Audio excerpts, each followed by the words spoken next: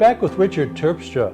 Richard, if you may remember, was a member of the elite SACO organization during World War II.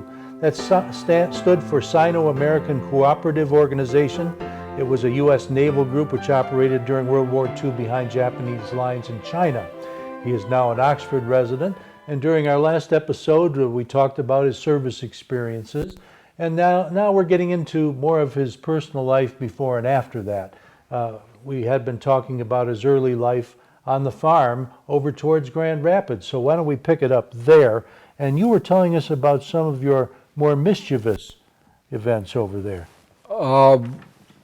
I came from I would call it a very strict family. They were Dutch people. We all attended the Christian Reformed Church, and I had friends that we used to start to go to church, and instead of going to church, we'd skip and maybe go out and have a ball game or so. And when I'd get home, I'd get a licking, and so one thing led to another, and pretty soon I wound up with the ragman. And so the ragman was a friend of theirs, and so I'd get punished for that, but my folks were very lovable people. So what did the ragman do? Tell me more about that. Well, the ragman, he put me in a big bag. He was a friend of my folks. And how old were you about this time? I was just about, I don't know, maybe I was about 14 or something. So you were a teenager? Okay. Well, I was almost a teenager, I guess.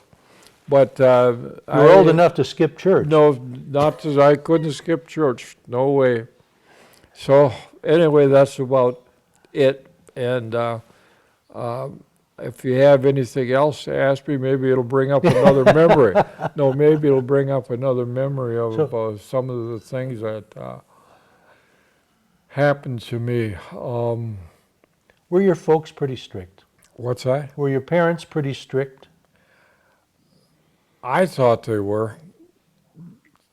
By today's standards, I would say they weren't be too strict, but the one thing we had to do was go to church. And if no skipping church, Sunday school, anything like that. And my mother used to take us, even my mother used to go with my dad, go fishing. And our vacation, it amounted to going to a cottage for a week. We would rent a cottage for a week, and that was our vacations. So I led a pretty simple life. And what was the worst trouble that you can remember getting into as a kid?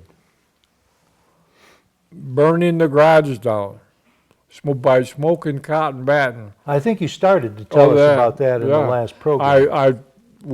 My father worked in an upholstery plant, and he had that cotton batting, and my mother came to the window and saw, said, "You kids get out of that barn," and or whatever she said, and all of a sudden we run and we threw that cotton batting. There was terrible stuff to try to smoke. So what did you do? Roll it up? Oh, we take the cotton batting and roll it up, take a couple puffs, and just about croak, you know. And so from that point on, that was it. And then I went on to, after that, I went on to high school. Let's see, I'm trying to think of where I went. Well, that's all right. We'll come back to that. Okay. What was the most fun you had doing as a kid on the farm? Fun I had on the farm? Yes. I guess I thought it was kind of funny that I'd hold the chicken while my father would cut his head off, and I'd throw the chicken as far as I could and watch him flop.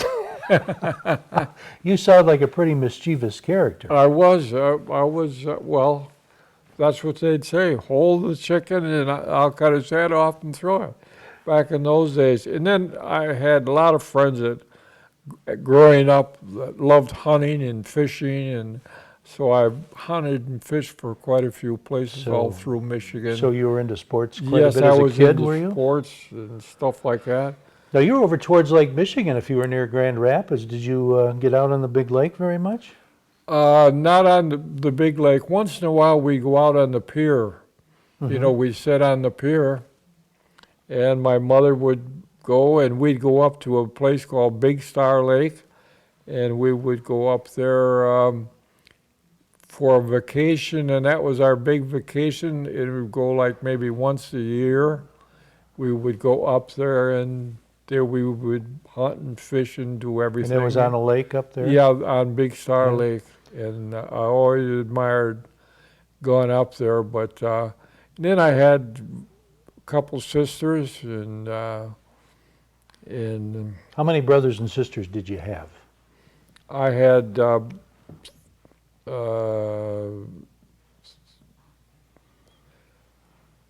two sisters, and one of them was killed in a plane crash. Her and her husband, he flew planes, and they were in the plane, and the plane crashed. And so I lost my sister there, and then I had my older sister. She's still living, and she's in Colorado. I see. Very church-minded, I would say. So you were in the middle, were you, in age? Yes, I was in the middle of the family. And when your sister lost her life, was that when you were young, or? Yes, I was young. She was going with a fellow that had a private plane or something like that, and they would fly like maybe they'd have an air show over here in some county, and Right. they'd fly in there, and then they'd fly back out, and he flew quite a bit. And so she was in the plane, and they had a plane crash. And you were living at home when this happened? Yes. What do you remember about that? Well, what do I remember about it? I remember that there was a lot of crying and carrying on, and a lot of sympathy from a lot of the relation, and from that point on, not too much, but How was your sister? How old was your sister when she died? I Do you would remember? I would say she would have been about 15, something like that. She was a teenager. Isn't that- Oh my goodness. 15, 16. She met her boyfriend. It was her boyfriend actually was flying, and they would flying in. I didn't know too much about flying, Yeah, you know, and so that's about it. And I have a family of Lynn, and then I had.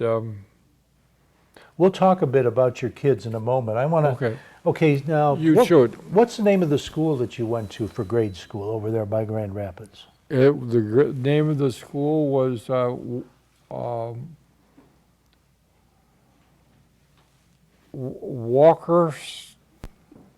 think it was Walker Station School. Okay, and you were in a little town at that time. Oh, yes. Was it like a one-room schoolhouse, or was it? Yeah, it was a very small schoolhouse, you know, but it served the people around there, Yeah.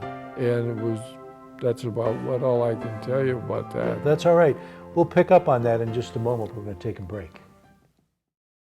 Hi everyone, don't forget you can purchase DVDs of your favorite shows from OCTV, whether it's Minutes by Minute, Our Community Access, or Connie's Kitchen. Just call the station. Our number is 248-628-9658. And enjoy watching all of our shows on OCTV. Back with Richard Terpstra here in Oxford. Richard, you mentioned that your father left the farming business. What did he get into? My father was an upholsterer. He worked for a company in Grand Rapids where they would put chairs together, and so I don't remember the name of the company, but he was an upholsterer, and he would fix chairs up, and so he was not a big time person. He was he worked in the farm, and he worked in an upholstery shop. Well, you know, at one time, Grand Rapids was one of the furniture centers of the country, I believe. Oh, you're correct. It was there. Um, when I finally got into business in Grand Rapids, I was some of my customers were people like Herman Miller, Steelcase, and so I was selling them products. But it was because I happened to know the people prior that they helped me along, and it was a very good setup for me. Okay, let's back up just a little bit. Where did you go to high school at? I went to high school, Grand Rapids Union. Okay, that sounds like it was probably a larger school. Yes, it is. That was one of the larger schools in Grand Rapids, was Union High School. Did you play any sports when you were there? Yes, I played football. Okay. Now, did you get into the service right out? You must have right out of high school practically, That's because correct. you were still a teenager. I left high school and went to service. Okay. And then let's start with when you came back from the service after the war. Okay. Tell me about that. I what would you like to know Well, about? did you have some when you were on that plane heading for home after Yes. the war? What did you have in mind to do with your life from that point forward? Were you thinking about going to college? Were you thinking about getting a job? I was thinking about finishing college and then maybe go into business because I was selling, at that time I was selling upholstery products, and so to people like steel clays, like vinyls, and I would sell So when you got back from the war, casters, and yes. you got into that. Yes. Okay. You also went to Central Michigan University, didn't you? That's right. At what point did you go there? Were you working when you went there? No, when I went to Central Michigan, I got out of service, and I don't know why I got connected with Central. Maybe through some people I knew. I don't remember, but I went to Central Michigan, and I was playing football, and one day I was hitchhiking back home to Grand Rapids, and a car picked me up, and in the car was a man from the Michigan State Police. And in our discussions coming back home, I told him about what I did and the things we did, and he said, you know, we're looking for someone in the state police that can do what you did, like our training and phys ed programs and everything. Would you be interested? And I said, I don't think so. But he called several times later, and before long my father said, hey, the Michigan State Police wants you. And I finally said, okay, I'll go. And so I became a state policeman at recruit school, and I think there was a fellow by the name of who we had the recruit schools, and him and I had those at least 3 recruit schools of Michigan State Police, and then I started spreading out in the Upper Peninsula. So you were like a trainer of sorts, Yes, is that right? we were teaching them the boxing and the judos and all that kind of stuff that we Some of the skills you learned in the had in service. service, see? And And so I believe, if I'm not mistaken, you had a special assignment while you were working for the what? state police, a special assignment. Didn't you work for the governor at one time? I'll tell you how I got to work for Governor Williams. He was supposed to go to the Upper Peninsula and dedicate the Porcupine Mountain State Park. And on the way, they stopped at Marquette. And I had a friend named George Kerr, and George Kerr was his bodyguard. And so when they stopped at Marquette, Soapy Williams had never seen the inside of the prison like that. So they let him in there, and they did not take the gun away from George Kerr. And maybe I'll be criticized for telling them this, but what happened was the convicts saw the governor and they tried to crash the door, and George Kerr shot and killed one right there. Ah, And that was the end of it. Then when he went to Porcupine Mountain State Park, I took over as his bodyguard, I think, for maybe 2-3 weeks for different functions along there. I see. And that's how I got next to Soapy Williams. At what point in all this did you meet your wife? At what? When did you meet your wife? My present wife Yes. would be at Central Michigan.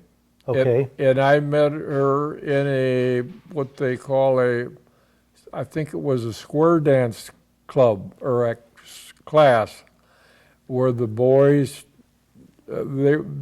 Central Michigan was big for going out and square dancing and teaching clubs and stuff like that. And Now, did you have any skills in square dancing? Like when you were back on the farm, did you do any of that? no, No. I'm usually more clumsy than smooth. So you were married when you were in the state police, Yes. and did you have any children at that time when you were working for the state police? No, my first child was, actually it was my daughter Lynn. And I was working out of Lansing and living in a little town south of Lansing. And I think the name of it was just south of Lansing. Yeah, that's But- okay. Yeah, and so I would go back and forth from there. And when I was with the state police, I went on quite a few different assignments. And the biggest one that I went on was the prison riot, and that turned out to be very bloody. And my wife at that time, we moved her into the area of the Lansing area, and then she would stay there, and the state police would check the place to see that she was okay Yeah. when I was down at the prison riot. Okay. We're going to take a little break, but we'll be right back with Richard Terpstra. Hi everybody, I'm Terry Stiles. Hi, everybody. I'm Bill Service, and I'm the producer of Our Community Access. Terry and I started our show 8 years ago to bring our community into your living rooms. Our Community Access is a show born from the rich diversity of our community, and we want to brag about it and the people creating that diversity. Over the year, we've been from fox hunts to beekeeping and right in your own backyard. We welcome new businesses, chamber fashion, senior hobbies, class reunions, and much, much more. We've covered all our celebrations from Leonard Strawberry Festival to our premier Lone Ranger Parade. But there's still more avenues that we plan on going on. So watch our Community Access at 9:30 and 5:30 every day, and you have a great, great week. Back with Richard Terpstra here in Oxford. Richard, what did you do? You worked for the state police for, I believe it was 9 years, is that correct? Something like that, 8-9 years. Okay, yes. what made you want to get out of that? What happened? I really didn't want to get out of it, but I got involved in with a company called Stevenson and Lawyer, and they were a manufacturing company that sold the office furniture people and so. And so I had the opportunity to go with them, and so I decided to leave the state police and go with them and see if I could make a few good old American bucks. So you're back in the furniture business then? So I went back in the furniture business, and that's and I had a lot of friends, and like I say, with Herman Millers and so forth, and so that's the reason why I left state Okay. police. So I you would- loved the state police. You would have been about how old when you did that? I would say I would be approximately 25 years old. So you were pretty Or young. 20, Well, 25, you would have been. 28. Well, you had been in the with the state police for a few years. Yes, yeah. So you were probably a little bit older than that. Yeah, probably. Yeah. But anyway, it was in line with the business part of it. And back in those days, Steelcase and Herman Miller and all those big companies were going to markets, and this Ed Lawyer who took me under his wing, Stevenson and Lawyer, and he guided me through a lot of things and made things available to me that I would have never had otherwise. Were you in sales with Yes, them? in sales then. Now, eventually, did you go out on your own in that business? Uh, Did the owners of that? I would say I went on my own in a certain way, like I would take a product, and if I knew where there was something going on someplace, I could use it. And I'll give you an example. I was, at that time, was selling Oldsmobile engine enamel for their engines. And when I sold them the engine enamel, I got to know the engineers, and one of them had a family that had a cabin, or had a cottage in Jamaica. And so I had a talk with him, and I flew out to New York, talked to his mother, and we started going to Jamaica. We went for, some of my friends, we went for, I think, 7 years in a row. And it was just a wonderful place, and so it took all our vacation time, and I spent a lot of times with those people, and I joined country clubs. I joined Cascade Hills Country Club. I joined another one in Grand Rapids. Let's see, there were 2 or 3 of them. Blythefield Country Club. And so So you were a golfer? I love golf, yes. So you came a long way from spending a week at the cabin up north.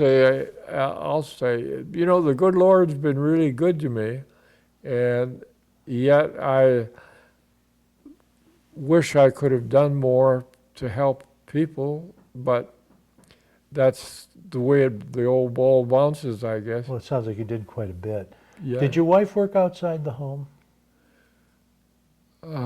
Did she work I don't outside? think she worked. My sister, let's see, my wife work. Did she have a job outside of the home? I don't think she worked outside the home. No, Yeah. we lived in a little place called Dutton, Michigan, Mm-hmm.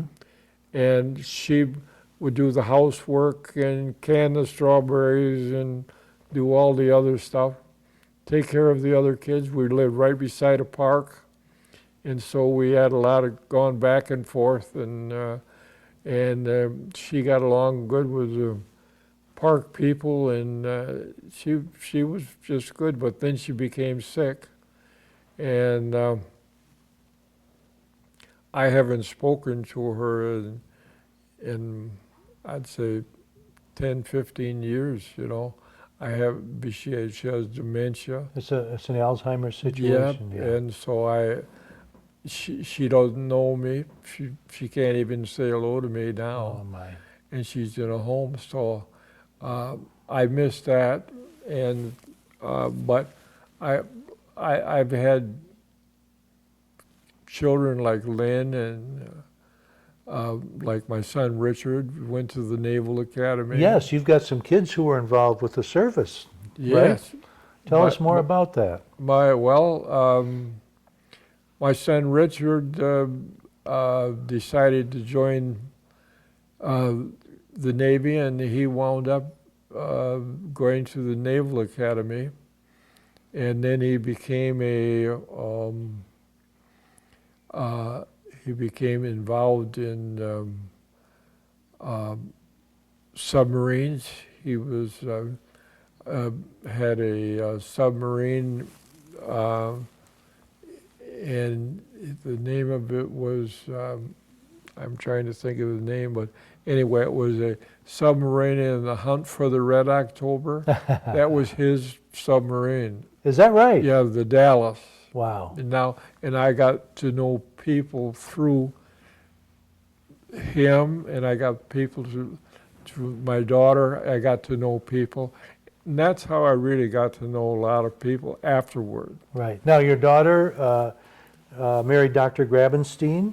Yes, He's a chiropractor here in Yeah. Oxford, that's true. and you're living with them here now. Yes. And did you have any other children besides your daughter and the son who went to the Naval Academy? I had my sister Marilyn, who was killed in the plane crash. Right, but any other children? Oh, to have children? No. Oh, you had 2 children. I had, I had a daughter, Lynn, a son, Richard, a son, Lee. A son, Lee. Yes. Okay, does he live in the Oxford area? I think he lives in, he lives right now in Florida. Oh, really? Yes. Well, that's a good place. Yes, and he got into the car business, machines. He was building machines and stuff like that, and so he was very fortunate there. And then I had a son that named Richard, and or a son named Blake, and he became an alcoholic. And to this day, he still is not able to hold things down. And so those are the 2 things in my life that I feel the Wow. sorriest about. Is I could never do enough for him. And that's about what I can tell you. If you had to do your life over again, would there be anything you'd change? If I had my life to do over again, I would think I would probably put more effort into helping other people and doing things for other people than I'm doing now. I just feel that way. The good Lord's been good to me, and I wish I could help other people in more ways than I'm doing now. I think that's a wish that most of us probably have. I want to thank you for allowing us to come into your home, Richard. It's been indeed a pleasure. I want to thank you for your service to your country. You're one of our heroes. And we wish you the best, and I hope to see you again. Thanks for being on our program. I hope to see you again too, and thank you for coming over. I appreciate it, and both of you people, and it was a pleasure being with you, and all I can say is that I wish I could be a little more, I guess, updated on some of it. You're doing just fine, and if anybody wants to meet Richard, you can see him at the American Legion Fish Fry on Friday nights. There right? you go. That would be about it. They call him C's, and he's a wonderful person. Yep. He's a wonderful guy. Okay, we'll see you next time. Thanks for joining us.